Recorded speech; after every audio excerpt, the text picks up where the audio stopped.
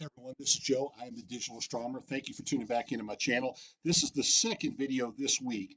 Earlier in the week, I posted a video entitled 5 Reasons Why You Should Buy Your Child a Telescope Rather Than a iPhone for Christmas.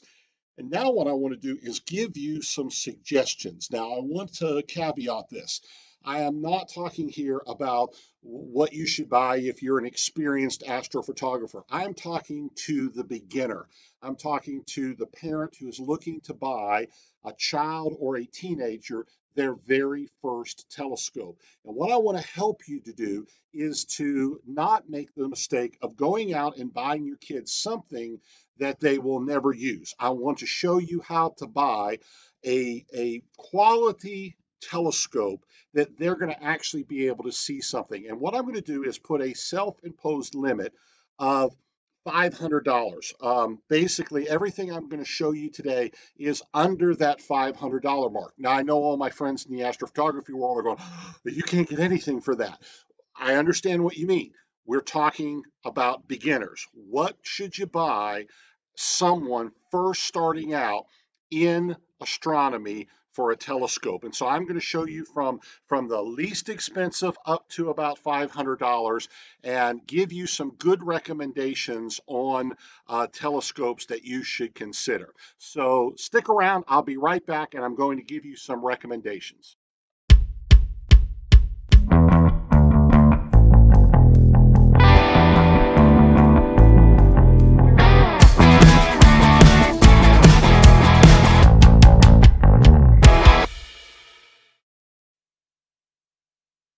Okay, let's get started now with some recommendations. And I do want to point out here that I'm using the High Point Scientific website simply because I've had such a good experience with these folks over the years. I've bought a lot of equipment from them. I've had questions that I needed answered. Their customer support is always extremely helpful. They always have the things that I'm looking for. If they don't have that particular brand and model, they have an alternative for it. This is a great website, a great group of people, and I love purchasing things from them. Now, I am not supported by High Point Scientific. They give me no money. They don't support me in any way. I'm just telling you that when I buy astronomy equipment, these are the people that I normally work with, and so I trust them a great deal, and I think it's worth you taking a look at. Okay, now what I'm going to do is start out with the lowest priced recommendations and move my way up to the highest priced recommendations. On the low end, it's always difficult to buy a telescope. People will say to me, what could I get for, under $200? Well, you're not going to get a lot. Let me say that. Okay. But there are some better options for you at this price range than others. And the one that I would highly recommend, and I think is actually a very good starter scope, is the Jumel Z114 Newtonian reflector. Now, this is a very simple scope. And what I mean by that is you'll notice there's no tripod.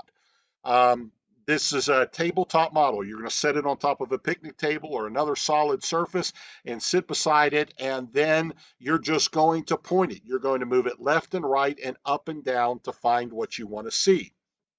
Now, the purist would say that is its greatest advantage. It's going to teach you the night sky. You're going to have to get a sky chart out. You're going to have to learn to do some sky hopping, and this is a great little telescope for doing that. Okay, so that's an advantage. Now, the disadvantage to that is if you're someone that has a short attention span, it might take you a while to really start finding things. Okay.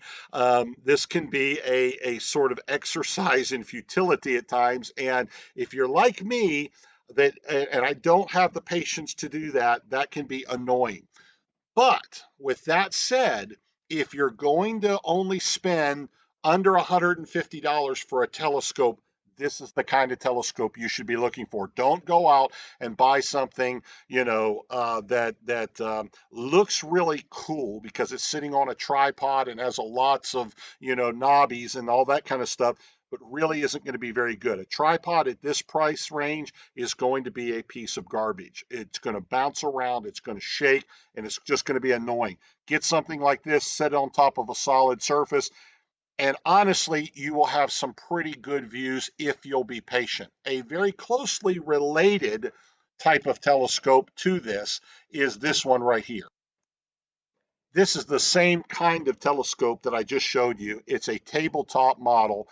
It's a reflector in the sense that the light is going to come in this end. It's going to bounce off of a mirror down here into this little mirror right here, and then into the eyepiece. Okay. The only difference really is the diameter. The one that I just showed you, the Zoomel, was 4.5 inches in diameter. This is 5. Doesn't sound like a lot of difference, but that can mean a lot of extra light coming in that will make the image brighter. And so if you can afford it, step up the extra $70, $80 and get the Skywatcher Heritage. Now, those are the most simple, basic kind of telescopes that you can get. If you want something with a computerized mount, if you have a very impatient child and they want to be able to get set up and look at a lot of things over the course of a night, which that's probably most kids, then you want to look at the next kind of telescope. Okay, for most kids, a computerized mount is probably your better way to go. The Meade ETX80 is a good option for a first telescope if that's the case. Let me tell you why this one works really well. First of all, let me tell you a little bit about the telescope. This is an 80 millimeter refractor. So in the reflector, the light comes in, it has to bounce around. Here, the light comes in, it travels down the tube into the eyepiece right here. Very, very simple. And this is sort of the classic type of telescope that we think of. Now, this is a little bit shorter than what you might normally think of in a refractor, but that's okay.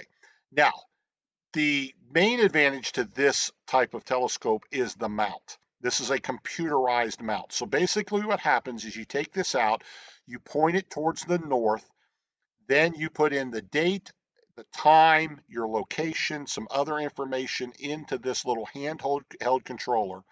It's going to point you towards a couple of stars. Once you get that lined up using the left and right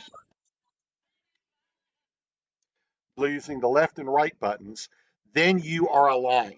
And then basically you can use that little handheld controller to go to any of the objects that are in its database. On this particular telescope, that's 30,000 objects. Okay, and so this is a great way to get into astronomy. And I'm telling you, for most kids, this will be the way to go. Something like this. Okay, with a computerized mount, it takes about 15-20 minutes to get it set up, but once you're going to be able to find things and see things quickly, and I think that's a key when you're dealing with trying to get kids involved in astronomy, because what happens is if you go out with the previous telescopes, you're going to be looking sometimes all night for something. You're going to be searching around, moving around. It can be hard to find what you're looking for. This is going to make that very, very simple. Again, the purist would say, but you're not really learning astronomy. My philosophy is if I can get you interested in it, if I can get you to see something amazing, you're going to come back. Now, let me show you another telescope that's similar to this. This is another go-to telescope. It's the Celestron NexStar 130 SLT. And again, this is a great recommendation. Um, a little bit more expensive. It's a different kind of telescope. This is a reflector again, okay? Light coming in here, reflecting off of here to and into the eyepiece, okay? Um, but it's going to be a little more aperture, 130 millimeters. That's going to allow you to collect more light to see more things. Okay. Couple things about this. The NexStar mount is actually a pretty good mount. I've used that in the past. I had a NexStar 6SE, which is a lot more expensive than this telescope, but it's a very simple mount to use. Again, it's just a matter of doing a little bit with the alignment. You'll notice something about this. This says it only has 4,000 objects in its database. but you can actually download a free piece of software called CPWI. And the hand controller here, let me show that to you. This little hand controller has a port at the bottom, which will allow you to plug it into a laptop. And then once you have that CPWI downloaded, you're able to go and find just about any object in the night sky that you want to. So again, pretty good option. The other thing that I'll say about this is if you're living in very light polluted areas, a lot of times visual astronomy can be very difficult because the objects are so faint, and then any light that's in the atmosphere at all will really make it hard to see.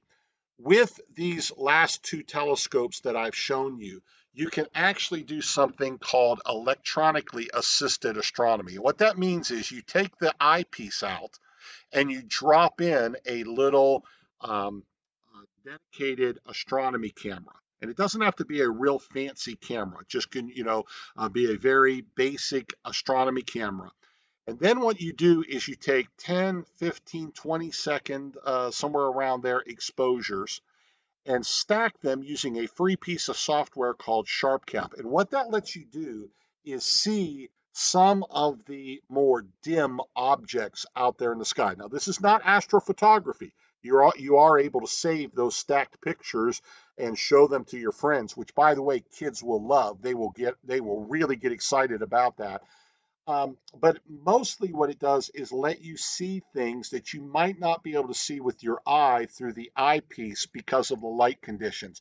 Both of these last two telescopes will let you do that. You won't be able to do that with the tabletop telescopes, but with the Meade ETX and with this Celestron NexStar 130, you will be able to do that. Now, let me show you two other options that you might want to consider.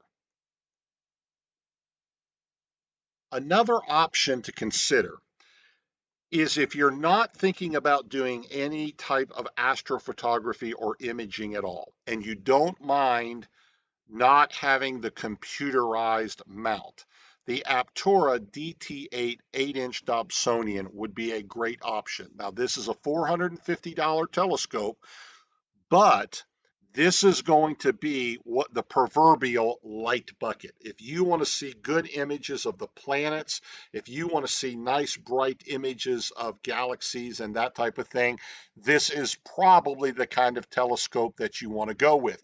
No good. You cannot take pictures through it. You cannot do the electronically assisted astronomy that I just mentioned because this mount does not track. This is a totally manual system, but this gets you a lot of aperture, which is the diameter of this top hole right here, for very little money. Okay, it's a very basic system, but this might be an option, particularly if you live out in dark sky area, and again, if you just want to learn the basics and you want to be a purist about the whole thing, this is a really good option for you to consider. Let me show you one other option that I think would be good for a beginner and staying under that $500 range.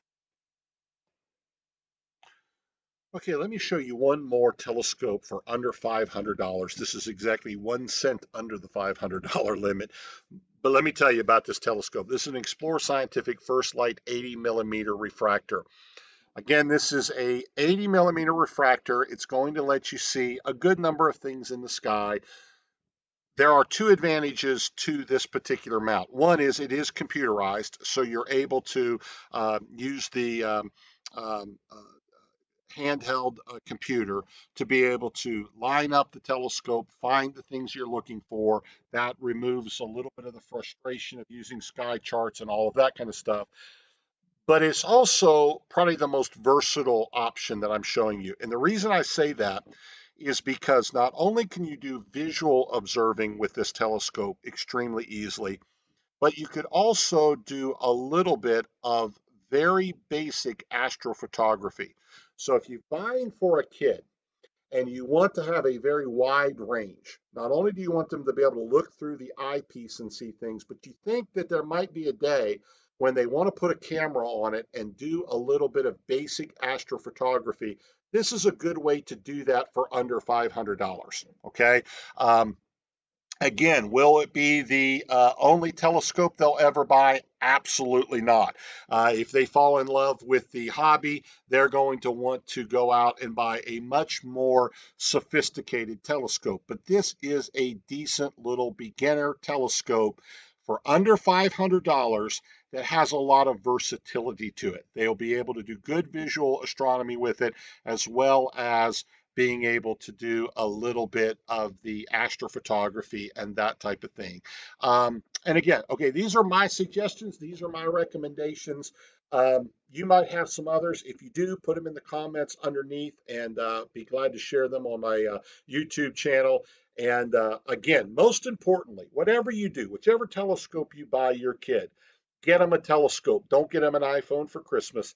And and then get out there with them. Teach them how to use it. You'll have to learn. Something like this is going to have a learning curve to it. If you go back and get one of those tabletop models, there's still a learning curve. You've got to learn the night sky. You got to find your way around, but it's well worth the investment. I hope this has been helpful. I hope that you've enjoyed it. Thank you for tuning in, and I look forward. Next week, my video is going to be a capture video. We're going to look at how I captured my most recent image of the Triangulum Galaxy, which I think, by the way, is the best image that I've ever taken. So tune in next week when we look at that. Thank you. Just a quick reminder, if you enjoyed this video, please help support me by clicking on thumbs up and share. Thank you.